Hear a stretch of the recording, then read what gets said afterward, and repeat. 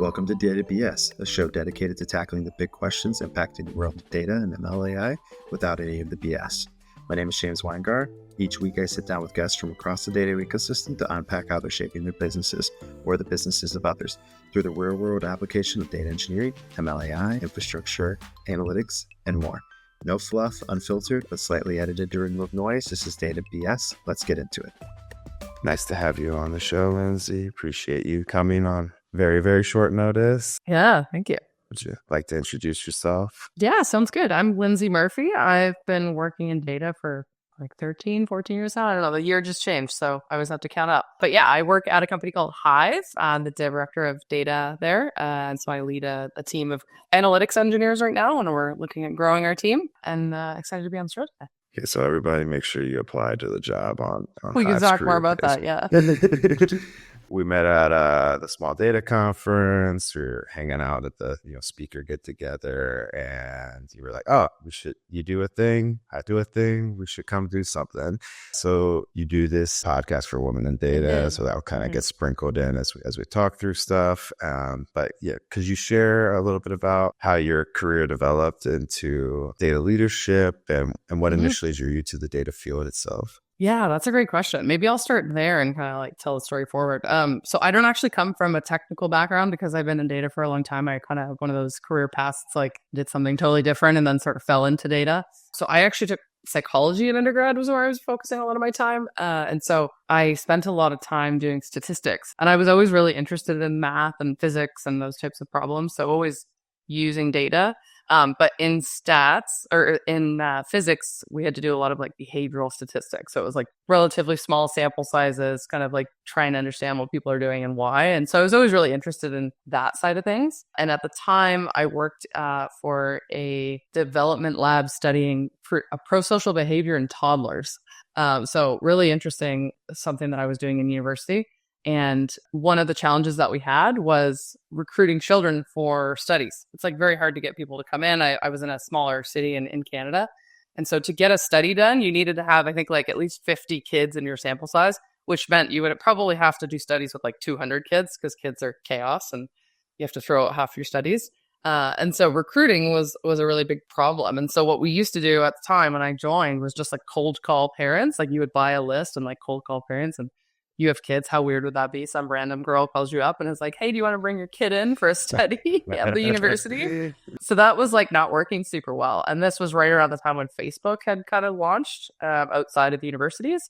And so I was obviously on Facebook. I was a kid in university. And so I created a Facebook page for the lab, and I started like putting posts out and stuff for moms and being like, "Hey, you can come and like bring your kid in and they get to do a cool study and you get to help research." And so we were sort of like inadvertently doing like social media marketing. And as part of that, I started to see like the analytics in the back end of Facebook.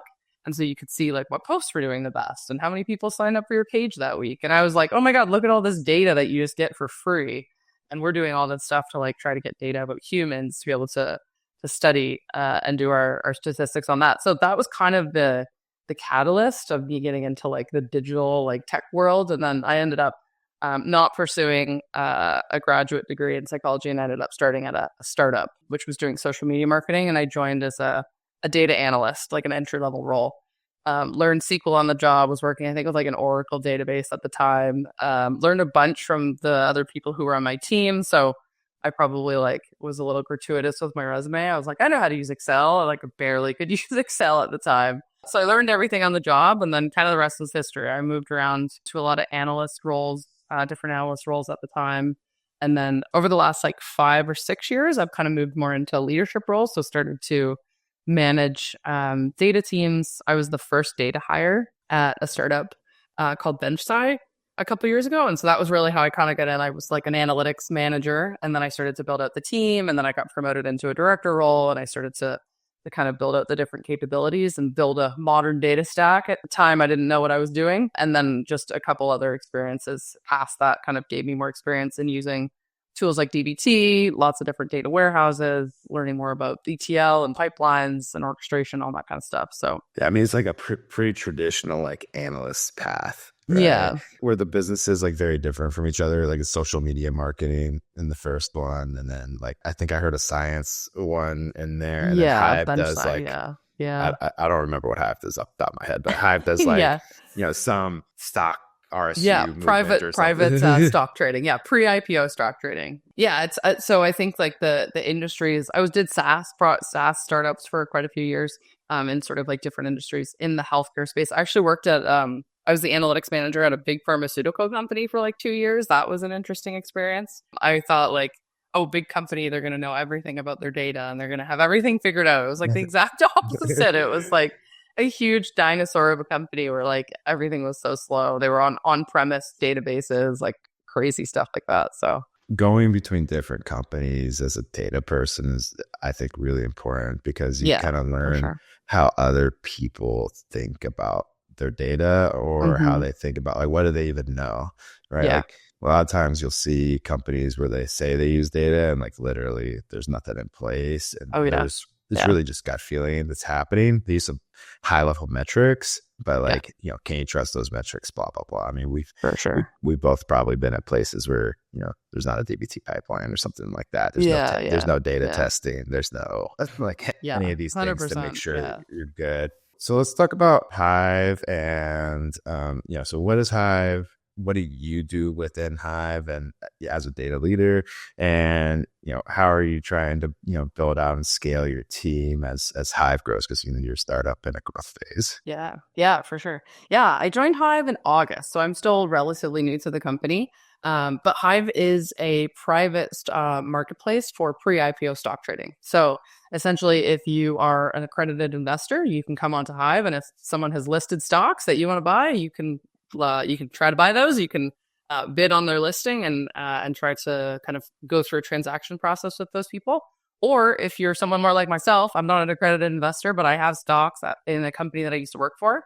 I bought those shares when I left. I could potentially go on Hive and sell those. So if somebody's interested in buying them, if I have enough to sell and somebody wants to buy them, you could do that transaction through Hive. So really interesting. I kind of had no idea that this existed when Hive reached out to me about the opportunity. I've learned a lot about the industry. I'm still learning a ton, but it's a really interesting way for people to get liquidity from traditionally, incentives that you get as an employee at a startup that, if most people don't stay to startup for 10 years, and the average time for a company to IPO has increased significantly over the last, 10 or 15 years.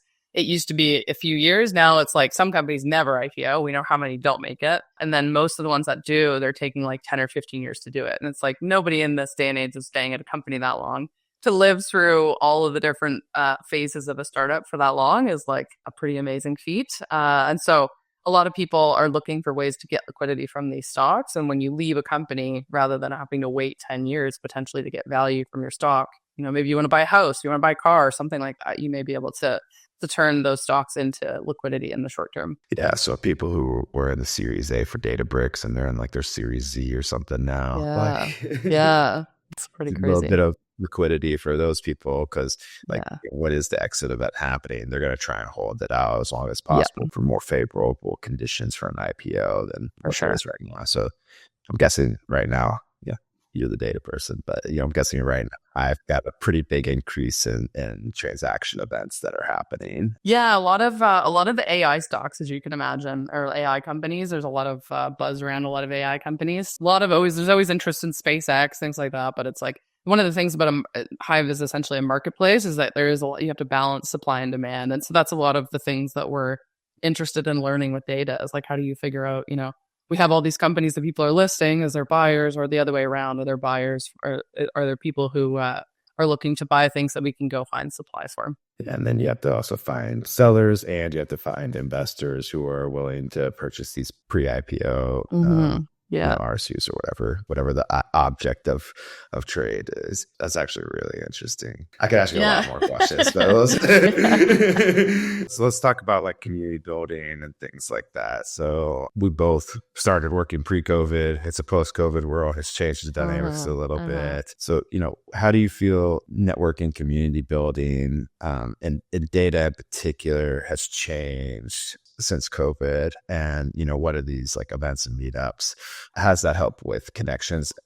And I really would like to hear like how you feel about it as compared to pre 2020 as well. Yeah. It's so interesting because I feel like where I was in my career when I think of pre-COVID was like very different than where I am now. It's just kind of, I think, a factor of like where I was personally growing at the time. So I don't know if this is just a factor of COVID. It could also be a factor of like me growing in my own kind of development. But when I think of pre-COVID, like the only type of networking that I really did was like here in Toronto. Like I would sometimes go to events and I would just look up for meetups and see who was doing stuff, and I would go, and sometimes they were okay and sometimes they weren't. Like half the time I would go to these data meetups and I would have no idea what people were talking about. It was like data roles are so broad that it's like they might be talking about something like super deep in the weeds on like ML or something, and it's like I don't know all that stuff. It's like I'm happy to go and listen, but a lot of it's going to be over my head. But what I found was I just kind of liked to go and like talk to other data people. But post-COVID, I kind of feel like, conferences like DBT Coalesce happened online and it was like fully virtual.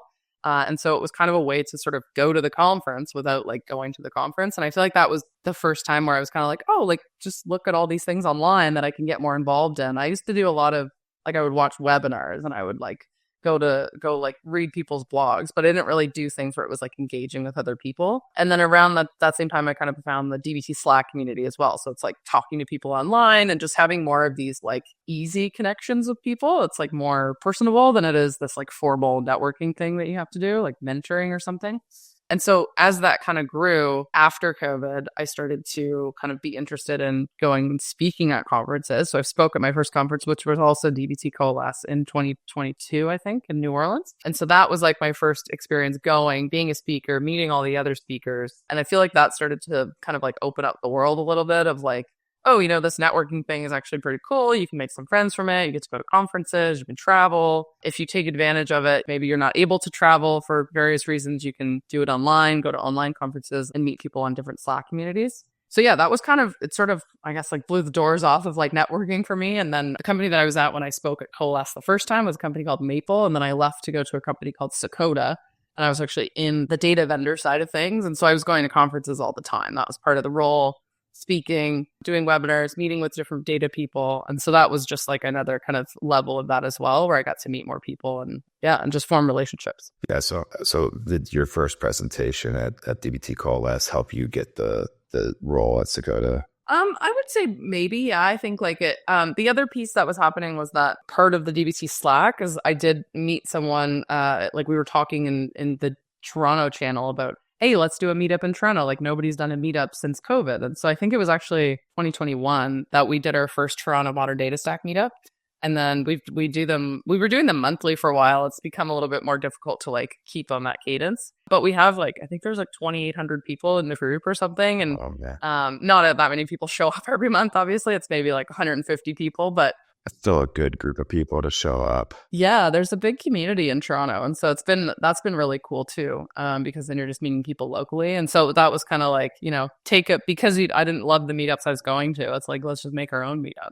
So what has your experience been as a woman in a data leadership role? And how do you think the industry can better support diversity at the higher level? Yeah. Obviously, this is a topic I could talk about all day because I have my own podcast where I talk about this. So yeah, I have a podcast called Women Lead Data where we dive into this topic with different women leaders. And yeah, it's interesting. It's been an interesting challenge in a lot of ways. I think, I don't know, I say that I grew up with a single mother. And so I think like I just like in my own background and how I grew up is like I've just never really considered that a woman can do something because my mom was always the person that I, strong mom that I looked up to, and she did everything, so it was kind of, it was a way for me to just, not really compare myself to men in a lot of ways. So I think being naive to a lot of things was probably helpful in the beginning. Now that I've gotten to higher levels, I do start to see things where you see bias and you see how people kind of talk to women differently or treatment that I've gotten from different leaders that I've worked with. So it is definitely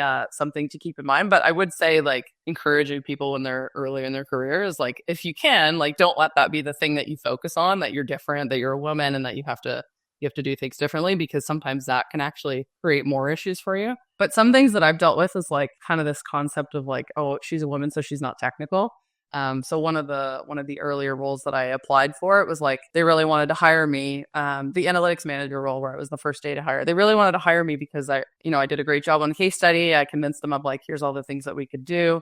But their VP of engineering was like, well, she's not technical, so like, how is she going to be able to do any of the execution? And it was like, well, why did you assume that? Like, where did that come from? And what was the assumption behind that? And so I think that's always going to be something that there is bias there, that not being technical. Like, I know many women in my network who have like PhDs and backgrounds that would impress just about anyone, and they still get those types of questions, or people think that they're not capable just because they're a woman. And so those types of things, I think, are always things that you're going to run into.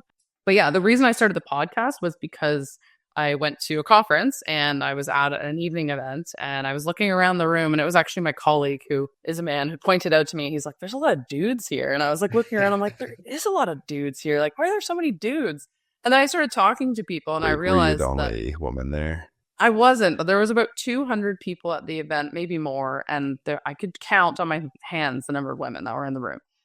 There was actually a woman that I went over to, and I started chatting with her, and I was like, oh, where do you work? What do you do? And she's like, oh, I'm actually so-and-so's wife. I'm just here to hang out and like come to the conference. And I was like, perfect. So you don't actually work in data. She was lovely, but like, yeah, it was just one of those moments where I was like, and I started to realize as I talked to more people at this event in particular, a lot of people were co-founders, CEOs, executive level people. And so that was when I started to kind of dive into it a little bit more. I always knew that there were less women in data than men, but if you actually look at stats, and there is, I don't know if you do show notes, but I'll look for this link afterwards of, I think it's called Harnum Data Study or something like that. They do like a study of all the people who work in data roles every year. And they look at gender diversity and all these different things. And they look at the leveling that people are at. And as you go from like individual contributor roles all the way up to executives, you can literally just see the drop off at each level of women as the proportion of people in those roles. So yeah, we'll definitely get that in the show notes. I think like I'll find that for you. You can't have a data podcast and not like provide the data to back it up. So yeah, but it's interesting, right? Because it's like, even for myself, I'm at the director level now, and there's plenty of stats to say that very few women make it past director into like VP, into executive level roles, and like those are the goals that I have for myself. So yeah, it's challenging. It's something that you kind of have to figure out ways to put yourself out there and make sure that you're being the best that you can in your field, and just knowing that if you can give back to the community, you're inspiring other women to show them that it can also be done. So that's kind of the idea behind the Women Lead Data podcast. Yeah, I think it's awesome. It's like most of our team leads are women because they're doing good work. Like that's what our criteria is for people to go up. And I think it's like a problem. When people are like, "Oh, you talk more, talk less, talk more, talk less." Yeah. You get very conflicting feedback. Yeah. Yes. I have a lot of experience with that. Be more assertive, all those types of things. Like, it's like those are not actual, tangible, measurable things. Honestly, it's like what was the outcome that that person has driven? Like that's how we should be measuring people, not on some soft measure, especially when we're talking about technical people. Like your analytics engineers on the team, like there's really no point to measure that unless they're like successfully, engaging with stakeholders. Like that's really the measure. Yeah.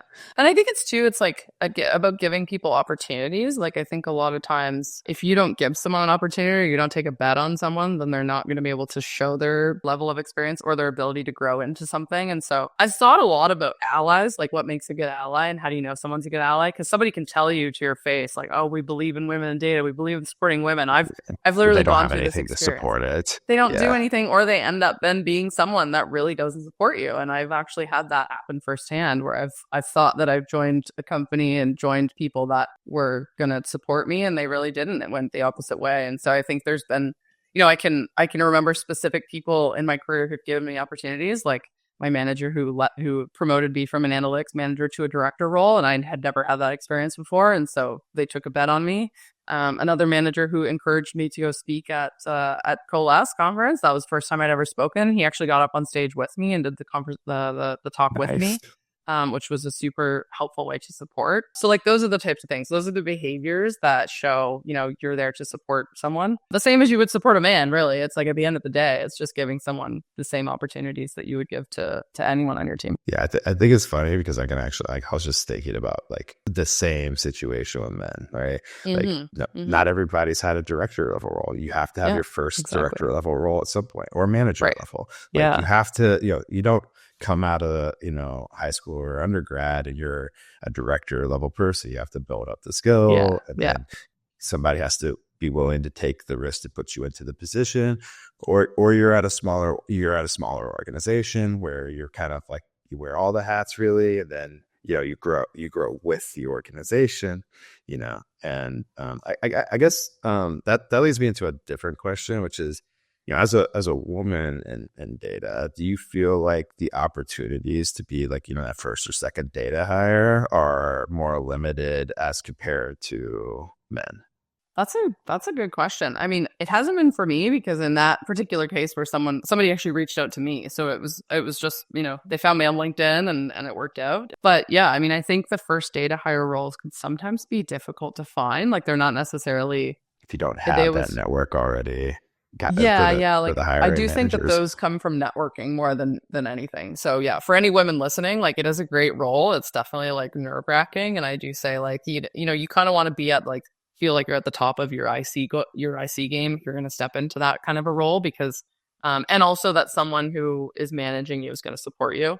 At the time I reported to a CMO, chief marketing officer, so like he kind of knew some data stuff, but he didn't really know the breadth of everything. And so it was helpful, but it made it challenging in a lot of ways, because it was like I couldn't really lean on him to get support for different things. Whereas in the role after that, I was reporting to a VP of data and data security, and so he knew the field, he knew DBT, so that was very helpful to have someone who had that kind of like technical background that you could kind of bounce ideas off of. So yeah, I think stepping into those first data hire roles, you kind of want to assess the company. Like, how much are they actually going to invest in data? Are they actually going to give you any budget to do anything? Because if they're not, you're going to have a hard time. And then how are you going to be supported from like a data, like how is data going to be used at the company? Is it just going to be like you become a support function to everyone in the business, or are you going to have a seat at the table to kind of talk data strategy? Yeah. Are you a cost center? Are you a dashboard monkey? There's no like strategy around like, what are you trying to do? Do they want to treat you like that, or are they trying to do more than that? Trying to move towards like, making sure that you're at the table, you're able to even listen to the conversation, just so you can know what are people thinking about. Because as a person doing data, I get more insight from listening to people talk than talking myself typically. Yeah. Because he's like, oh, that's what you're thinking about. So what if we provide that information? Because we already have that. You don't know that because you're not, in the database or whatever. So, the next, monthly meeting or weekly or whatever, the way that structure is, you come with that thing. You're like, hey, okay, let's talk through this. And, does that change anything? And if you see change in response to that, like, that the organization is supporting the data function, or at least values it in some meaningful way. Yeah, that they're actually able to use it. Like a lot of times it's just that people have been hacking things together with data for so long by the time they hire that first data person, that when you get in there, it's like the fire. It's like pack of wolves on top of you. Like it's a little bit overwhelming. So I would say you do kind of have to be ready to push back and say no to people, and just do it in a way that, you are focusing on the leaders of the business and you're servicing those people, because you'll learn very quickly a data team gets cut quickly if they don't feel like there's impact. So it's really my recommendation to people who are listening is focus on like, what's the most valuable thing based on your understanding of the business. And I think we're going to talk more to that type of stuff. Yeah. And that's the important thing too, is like, to understand the business, you have to be able to speak to the leaders and you have to learn the domain. And so those are, we'll talk about it. Those are soft skills. Those aren't technical skills. So I think they're the most important skills. SQL is like, it's not rocket science. Like you can do SQL. And don't overcomplicate things, and you'll be able to do most of the stuff, and half the time 80-20 is better than 100-0. So for sure. For those looking to advance into a leadership role in data, what's the primary advice you would give to them? Yeah, that's a great question. I think definitely you want to make sure that you're learning the business and that you're developing relationships with the other leaders in the business. The worst thing that can happen to you as a data leader or someone who wants to be a leader is like you're getting caught in the tactical stuff that's happening on the ground. I think a lot of data people end up falling into this like task taking mentality of like, oh, someone asked me to do this thing, I have to do it. I have to like Yeah. we were just talking about that, like stack ranking all your priorities. It's like maybe you just don't do like 50% of the things that people are asking, 80% of the things that people are asking you, because, if everybody's coming to you with all these requests, maybe It's building all them a data noise. model. Yeah, maybe building a data model and giving them access to it and teaching them how to fish might be a better solution to that problem. So I think it's really working on your skill sets of like higher order thinking. Like, don't just focus on, somebody asked me for this thing, I need to do that. That's part of IC. Like being an IC is like someone set a task for you, you get it done, you do a really great job of it. You need to kind of step into the next piece, which is sort of not necessarily just questioning what people are giving you, but it's like you're focusing more on the business. Like think of yourself as a shareholder in the business, that you want to make sure there's alignment and that you're rowing the boat in the right direction. You're aligned with the leaders of the business. And so I think focusing on kind of your strategic thinking, your organizational understanding, and like developing relationships with people probably is the easiest way to do that. If you're having coffee chats with different people and you're understanding, what are their objectives? Why is this their priority? How does that align to the company strategy? Those are going to be the things that help you focus in the right areas. Because a lot of times, at least at small companies, you're probably going to be on a centralized data team in some cases. And so you're always going to have that pressure of like, everybody's coming at you from all different places. If you're at a bigger company, there might be a bit of a different structure. And so the path to leadership might be a little bit different. But yeah, it definitely same skill sets, I think. Bigger companies tend to have like some processes to support this as well. So there'll be like exactly. leadership, like training. Yeah. Startups, not so events much.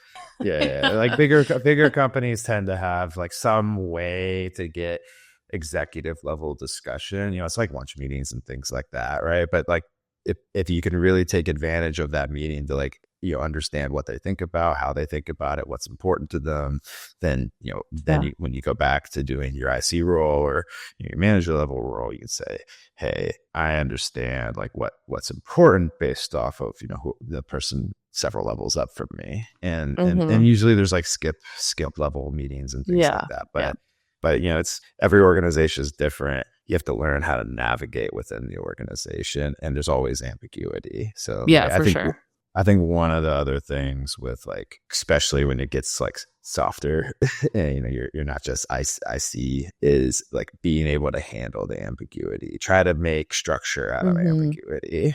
If you can make structure out of ambiguity, you got something to aim at. For sure. Yeah. That immediately makes me think of metrics trees. If you're familiar with that whole discussion 100%. That goes on.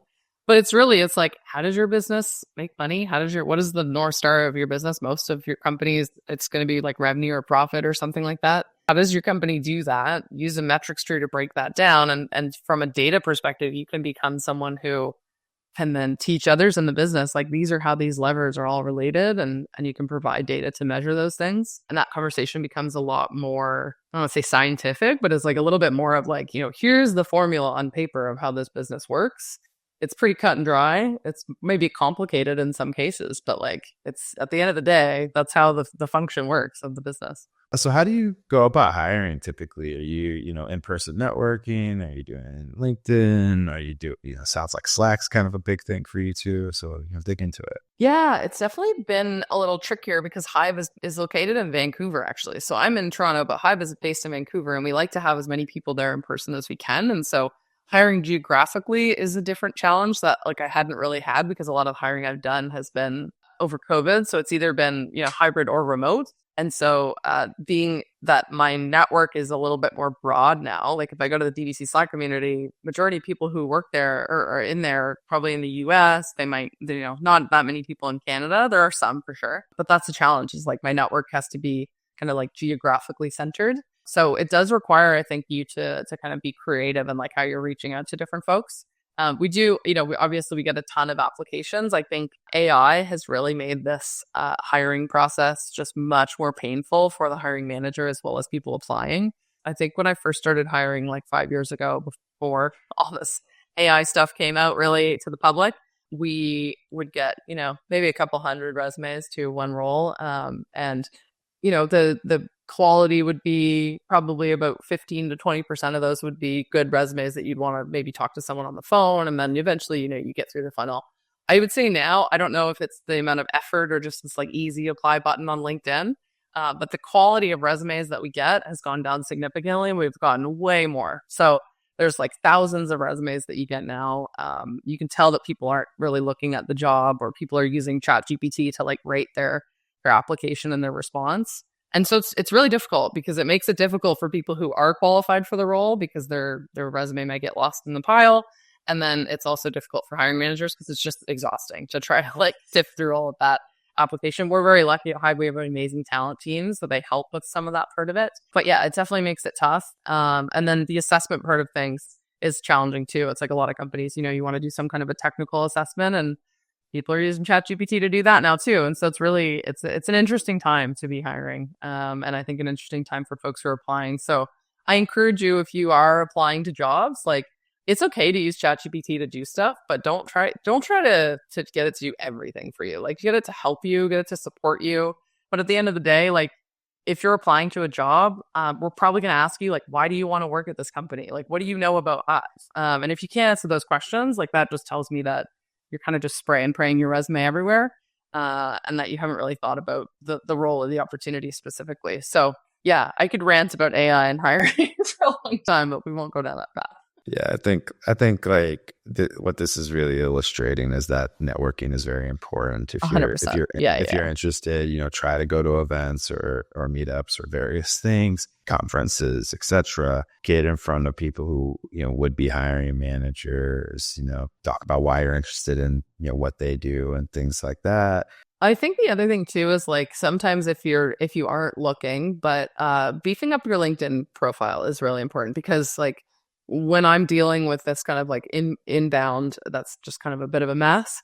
I go out and source people. And especially I will also go and source women into my pipeline, because of the thousands of resumes that I get, like 80 to 90% of them are from men. And so for me to ensure that I'm getting like balanced teams, I do go out and I do look to source women into the pipeline as much as I can. And so I'm using like LinkedIn Recruiter, for example, and that LinkedIn Recruiter, you can get down to like specific keywords and past places that people have worked at. And it's kind of crazy all the stuff you can do in the back end of LinkedIn, but it's a way for your profile to show up. And if you are open to work, like, make sure that you put that on, because that helps recruiters to find you. And so that's another big thing, is like, your LinkedIn is kind of your like social profile, your resume potentially, that recruiters might be able to find you.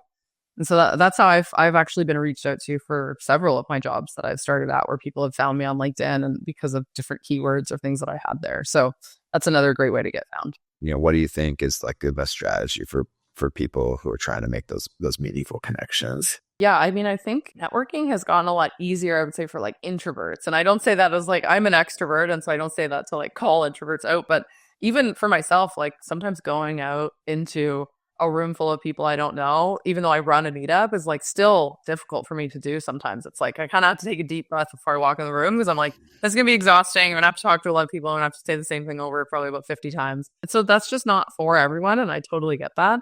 And so this like post-COVID world is like, I don't know how many one-on-one coffee chats I've had. People have reached out on LinkedIn and said, hey, like, I've seen you around LinkedIn, or, I know so-and-so, would you be interested in just setting up a coffee chat? And so I've had much more of these like one-on-one kind of just connections with people. And those have turned into, people that now I reach out to when I have questions, or I want to connect again in the future. And so those are, ways to build relationships that are relatively low effort and low touch. And those can end up being some of the closest people that you rely on. And so I think that is much more acceptable. Like, I think in the pre-COVID world, just reaching out randomly like that might have been a little bit different. I'm sure people were still doing it, but it's definitely like, people are so open now to just hop on a Zoom, So like, I will say, working remotely most of the time, I am in Vancouver once a month for a week, just so I can be in person with my team. And those weeks are so valuable, because it's just there are things that you miss. Like, there's definitely things that you miss working remotely. But there's other benefits, you get a lot more, I think you get a lot more quiet and focused time that you wouldn't get otherwise. But I do think it's almost made those in-person interactions like so much more valuable, and having, when you do have them, it's like you want to be there and present, which, sometimes we're not on our phones and stuff, right? So earlier, like at the very start, we were talking about, how data is not necessarily like super technical function in the sense that like all you do is technical work 24/7. So, data is not a technical function, but a strategic one. So how do you think organizations should approach data to unlock that, strategic value that's in it? Yeah, for sure. I kind of think this definitely my viewpoint comes from my background is that I didn't come from a technical background. I came from sort of this like trying to understand people and using data to understand behavior. But I do think I also spent a long time at different marketing agencies and doing marketing strategy. And so that really kind of crystallized this idea of like data is something that helps you measure strategy and data should be a strategic part of your business. But I've also seen firsthand when it's not, like as much as I believe in that, it's very easy to just fall into this pattern of like, let's build all these pipelines and data stacks and do all this stuff. And then you've got all the stuff that's built and like I'm sure people get value out of it, but is that really the most valuable thing you could be doing? And so I think that I would encourage data people to think more about what is the company strategy? How can you use data to support those objectives and then measure progress against those and focus your resources? Because if you're not doing that, your data team is probably ballooning your infrastructure, ballooning your assets, probably ballooning the roles on your team to just do more stuff that people are asking you for. And eventually some leader is going to go, well, what's the ROI that team is delivering? And if it's not very easy to discern that it's positive, you're probably going to be hit with budget cuts, different things like that. And we've seen that a lot over the last little while. For the economy not doing as well, companies had to cut and data teams started to go for the first time in like my career, hearing about data people getting laid off. So I think focusing on being a strategic function and thinking about how am I strategic partner to the business and then planning your data activities based on that. The technical side is the execution of it.